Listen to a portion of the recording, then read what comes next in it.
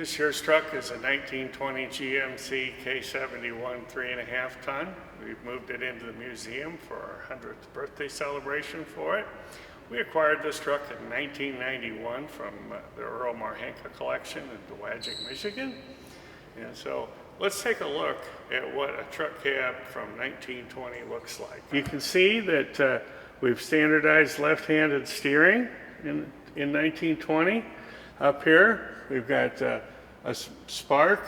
In 1920, you manually adjusted the spark advance for an engine, and you also had a hand throttle, so you didn't have to keep your foot on the foot throttle on rough roads. Naturally, there's no power steering, and the steering wheel has a wood rim, which was very common at the time. You've got the clutch and brake pedal. Your foot throttle is here. This is the 4-speed and reverse shift lever. Next to it, you have the high-low range, and on the other side is the emergency brake. Right, here's the dashboard of a 1920s truck, a little more simple than what we're used to. Got an oil pressure gauge and the amp meter to show if your generator's charging. Choke button, key switch for on and off for the engine, light switch, and you see on top the light to illuminate all of this is just a little light bulb screwed into the dash with a cover on it. And so this is what you had for a dash panel on a 1920s truck. The truck has a magneto ignition. This is the magneto right here. It is turned by the engine, which creates a spark and which fires the spark plugs. This is the generator, provides power to the storage battery and the electric starter, or which the battery power provides power to the electric starter and the headlights. You see they've even included a little oil can here, so every once in a while you'd open this little cover, put a couple of drops of oil down into the generator bearing. You can see the engine is all cast as one unit. The block and heads, or the block and cylinders are not cast separately as earlier trucks were. Here's the head.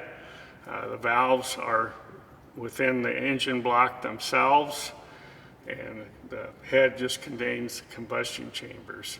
Spark plugs are on the other side. This is your water collection manifold, and the hot water would run up through that hose into the radiator, and it flows through the radiator, cooled, and run back, recirculated through the engine.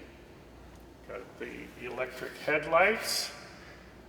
It's a great feature at the time. They're even adjustable back here. You loosen this bolt up here and this bolt, and you can see it's notched, so you can set both of them the same. Even though this truck had an electric starter, you can see they still have the hand crank start for a backup. And yes, there is a proper way to crank a truck, and that is to never wrap your thumb around the starter handle like this. You always held it like this, and that way it could go out of your hand without breaking your thumb if it backfired. So that's one thing you never wanted to do, was wrap your hand around the crank. Wrap it like this. I told you this truck had a 8-speed transmission, which was 4 speeds forward with a 2-range high-low, giving 8 speeds forward. Here it is. You notice it's not directly connected to the engine. There's a drive shaft between the engine and the transmission. This was commonly done at that time.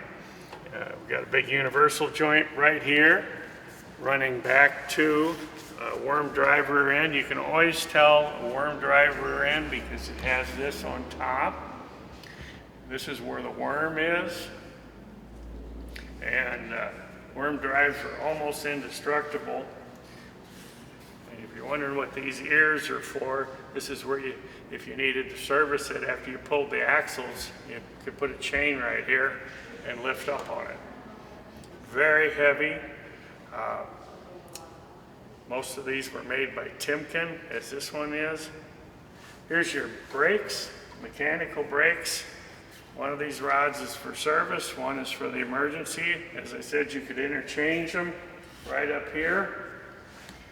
So you could use both sections fully up. A brake adjustment's very easy on this truck. You just turn this knob right here to take up the wear.